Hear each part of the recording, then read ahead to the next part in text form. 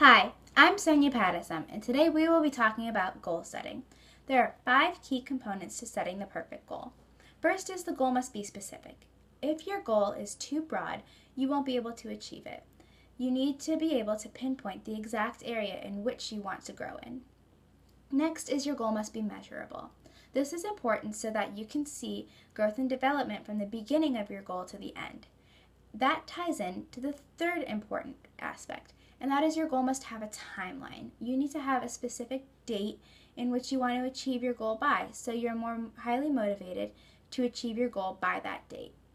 Next is your goal must be realistic. If your goal is aimed too high, you will be less likely to achieve it because you know it's too hard or you won't be able to. And lastly, your goal must be positive. If your goal is negative, will most likely never get to it.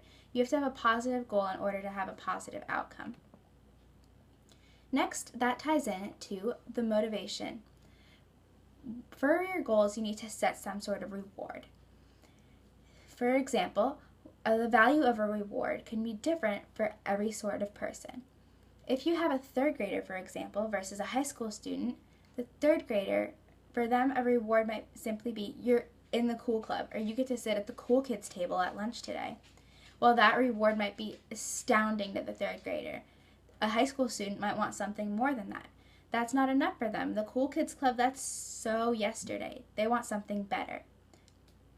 The next thing is the timing of the reward. An example of this can be, if I say I'm going to finish all my homework because my parents are going to pay me, I want that money that night. Because I know, as a high school student, I probably don't have a lot of money and I love to spend it. Now, if they say, finish all your homework tonight and you'll get your money in a month, I'm less likely to do it. If I'm not going to get my reward right then and there, then why would I bother even doing it?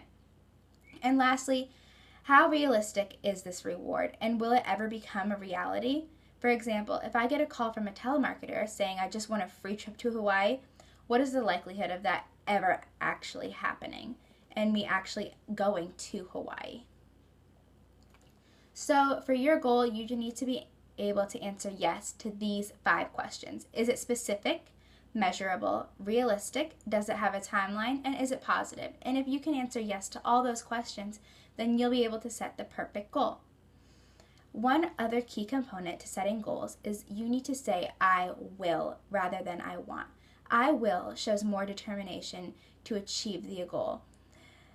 So an example of a positive goal would be I will earn a 3.5 GPA first quarter my senior year.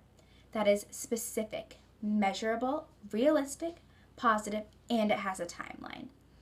Now I can say the same goal but completely different, and it wouldn't fit any of those. I can say I want a high GPA.